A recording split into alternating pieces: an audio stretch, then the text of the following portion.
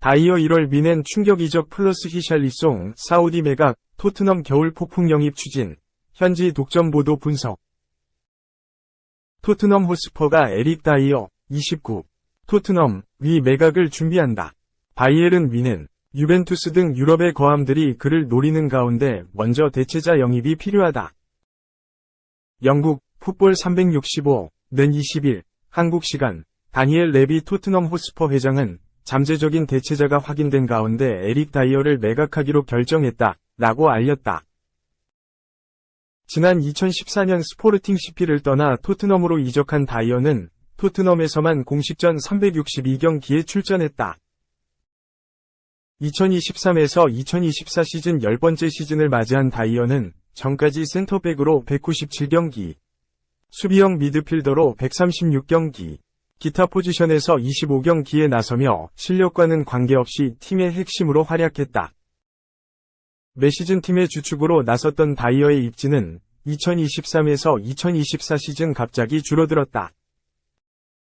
안토니오 콘테 감독이 팀을 떠나고 엔지 포스테코글루 감독이 새롭게 부임했고 니키 반 더 벤과 크리스티안 로메로가 주전 센터백으로 나서면서 설 자리를 잃은 것.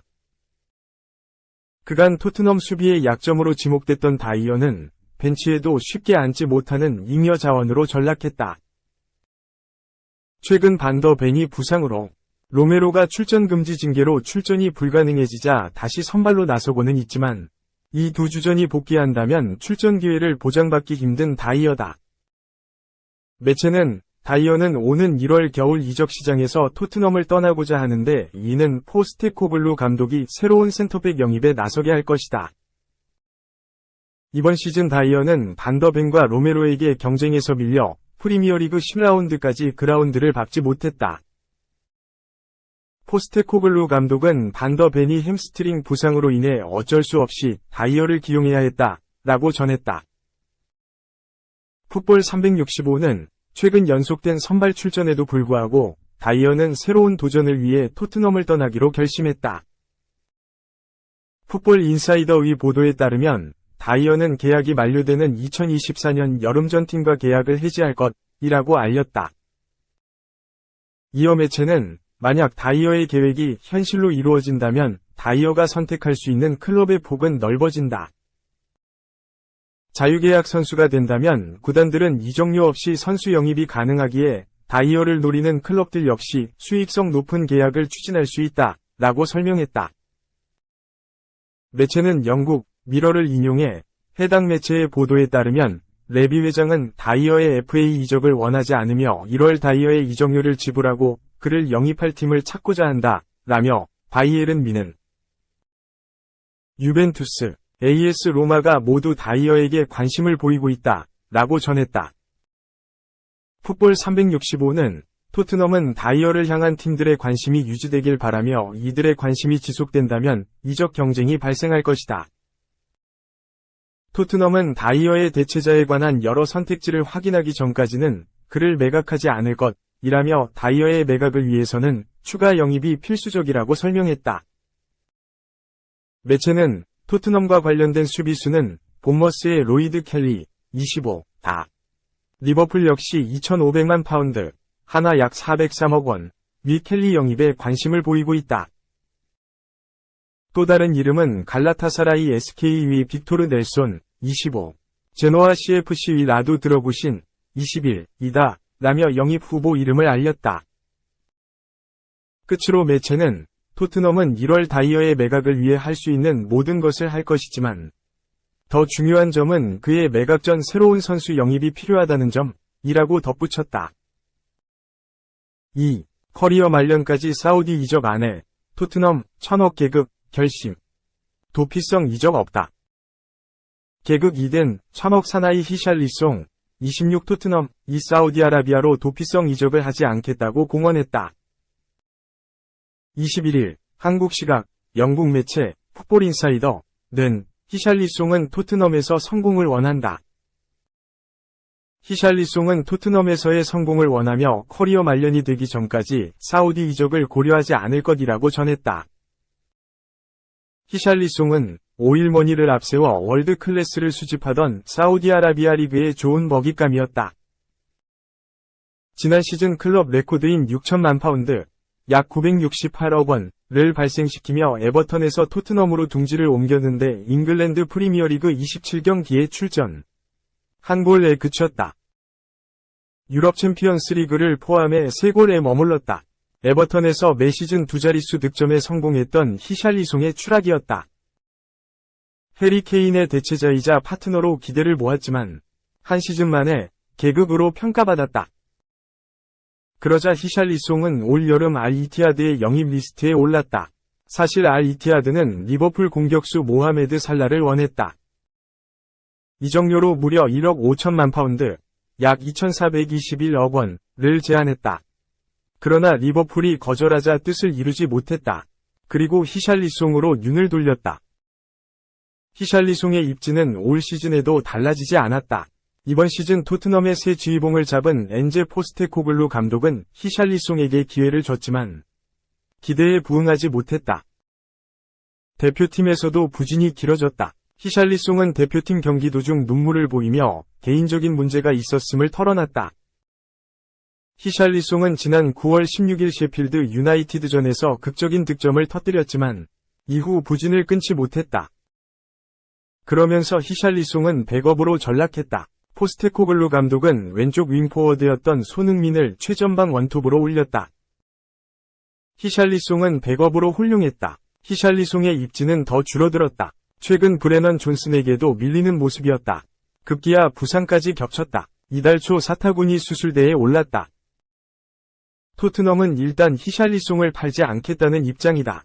영국 매체 스포츠몰에 따르면 토트넘은 내년 1월 겨울 이적 시장에서 히샬리송에 대한 사우디 구단들의 제안을 거절할 것으로 보인다. 히샬리송도 토트넘에 남겠다는 뜻을 내비치며 당분간 잔류할 가능성이 높다. 3. 토트넘. 폭망한 1999년생 천재, 포스테코글루 애제자, 영입 관심, 뉴캐슬과 경쟁. 천재로 불리는 조타, 알이티하드가 토트넘 합류를 원하고 있다. 영국 언론 팀토크는 20일, 이하 한국 시각, 조타는 내년 1월 겨울 이적 시장에서 뉴캐슬이 아닌 토트넘 합류를 선호하고 있다고 보도했다. 1999년생 조타는 포르투갈의 현재이자 미래로 꼽힌다. 그는 셀틱 소속으로 2시즌 동안 총 83경기에서 28골을 넣었다. 당시 그의 재능을 이끌어낸 것은 엔제 포스테코글루 현 토트넘 감독이다. 조타는 포스테코글루 감독의 토트넘 이적이 확정된 뒤 나에게 인생의 기회를 준 분이다. 모든 순간 감사했다. 행운을 빈다고 했다. 조타도 지난 여름 셀틱을 떠나 사우디아라비아 리그 소속 알이티하드로 둥지를 옮겼다. 그의 이적료는 2,500만 파운드였다. 조타는 알이티하드 소속으로 단 7경기 출전에 그친 상태다. 팀토크는 조타는 사우디아라비아 리그에 잘 정착하지 못했다. 내년 1월 혹은 여름 이적 시장을 통해 유럽 복귀를 노리고 있다. 토트넘과 뉴캐슬이 그의 상황을 주시하고 있다고 했다.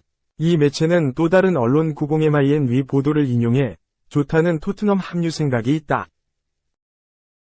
토트넘은 조타의 계약이 해지될 경우 자유계약 영입에 관심을 갖고 있다. 하지만 알이티하드는 여전히 금전 거래를 원할 것이라고 덧붙였다.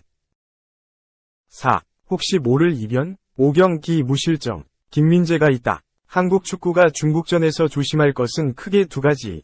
부상, 그리고 이변이다.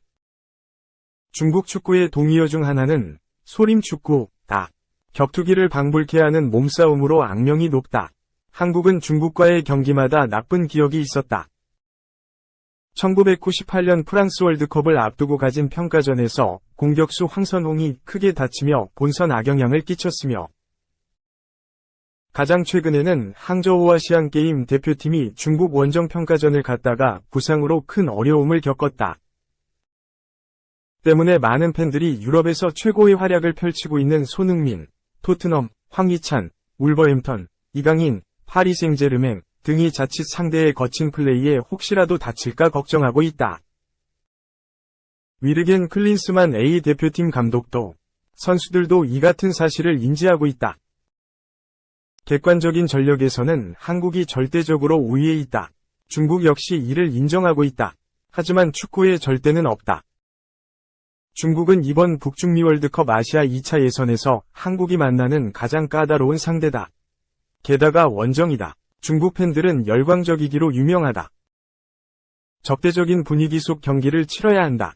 극단적인 수비로 나설 것이 유력한 가운데 거친 축구에 말릴 경우 고전할 수도 있다. 선제골이라도 내줄 경우 상황은 상상하기조차 싫다. 그래서 넣는 것만큼이나 골을 먹지 않는 게 중요하다.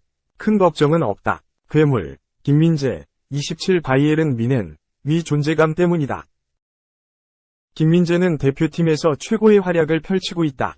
클린스만호는 최근 김민재 정승현, 울산 현대, 라인으로 중앙을 재편했다. 김민재가 빌드업과 수비 조율을 맡으며 대표팀 수비는 한결 견고해졌다. 결과가 입증한다. 한국은 지난 9월 웨일스전 이후 5경기 연속 무실점을 기록 중이다. 김민재의 공격적인 수비가 더해지며 최근 3경기에서는 무려 15골을 폭발시키고 있다. 사실 싱가포르전에서 우려의 목소리가 있었다. 혹사 때문이었다. 김민재는 소속 클럽 바이에른이 올 시즌 7은 18번이 공식 경기 중 17번에 나섰고 그중 풀타임은 16번에 달한다. 최근에는 14경기 연속 풀타임을 소화 중이다. 3부 리그팀과의 경기, 심지어 7대0으로 앞선 상황에서도 끝까지 경기를 뛰고 있다. 부상 우려까지 나오고 있다. 최근 경기 막판 다리를 만지는 모습을 자주 보였던 김민재는 지난 9일 갈라타사라이와의 유럽 챔피언스 리그 경기에서는 경기 막판 상대가 뛰어들어가는 상황 속에서 스프린트조차 하지 못하며 실점하는 장면을 지켜보기도 했다. 언제 쓰러져도 이상하지 않은 상황. 독일 언론조차 걱정했다. 하지만 김민재는 싱가포르전에 선발 출전, 풀타임을 소화하며 건재함을 과시했다. 김민재는 못 뛰는 것보다 뛰는 게 낫다는 괴물 같은 소감을 남겼다. 김민재는 중국전도 선발 출전이 유력하다. 김민재는 과거 베이징 거안에서 뛰며 중국 축구를 경험한 바 있다. 그는 상대가 거칠게 나오면 더욱 거칠게 할 것이라고 했다. 중국은 역습 한 방으로 이변을 노릴 것이다. 클린스만호에는 김민재가 있기에 중국이 노릴 구석은 없다.